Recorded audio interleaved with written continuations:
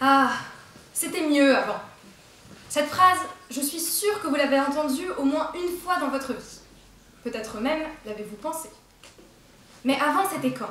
Au temps des cavernes, XVIIe siècle, 1920. Hier, chacun a son opinion. Avant, c'est une idée. Une reconstruction du réel. Mais oui, c'est vrai. C'était mieux avant. On savait construire de beaux bâtiments. Versailles, quand même, c'est pas trop mal. Et la nature, elle n'était pas encore détruite. On se parlait autrement que par les réseaux sociaux. Ah oui, on était heureux avant. Enfin, à quelques détails près. C'est vrai que travailler dans les champs 7 jours par semaine pour un bout de peinture, ce n'est pas la vie de rêve que l'on s'imagine mener. Mais d'un autre côté, on était au grand air. Les oiseaux chantaient. On était en pleine forme. Du moins jusqu'à 30 ans. Parce après, entre la faible espérance de vie, les maladies, les famines, les guerres. Vous allez me dire, oui, mais ça, c'était bien avant. Nous, ce qu'on aime, c'est l'avant, mais qui après celui-là? Ah, cet avant-là? Celui où l'Europe et le monde étaient en guerre, avec des peuples massacrés, des familles déchirées? Non, non, me direz-vous. Celui d'encore après. Alors, examinons ce monde d'hier. Les vacances beaucoup moins, la durée de vie plus courte, le pouvoir d'achat plus faible, la contraception inexistante, les femmes non considérées et la télévision en couleur? N'y pensez même pas. Aujourd'hui, la recherche n'a fait qu'évoluer. Prenez l'exemple des personnes handicapées qui peuvent disposer de prothèses inimaginables il y a quelques années. On dit que le niveau de l'éducation a baissé, mais aujourd'hui, le taux d'analphabétisme est en chute libre et la culture est accessible partout.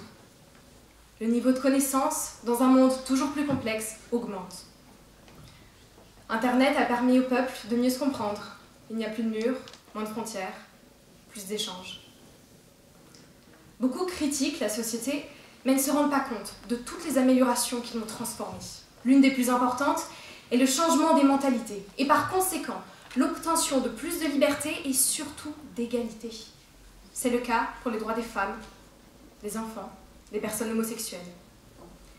La récente prise de conscience sur certains sujets, comme le changement climatique, a permis à des personnes de se regrouper pour chercher des solutions ensemble.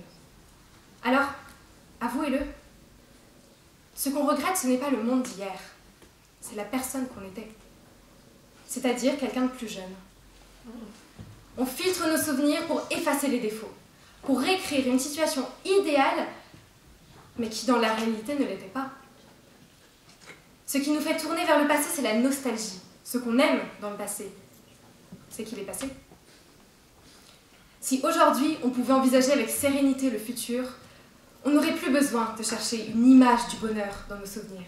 Ce qui nous fait préférer l'avant, c'est la peur de l'après. Alors, non. Avant, ce n'était pas mieux. Il faut continuer à avancer, être confiant, profiter de tout ce que nous offre notre société.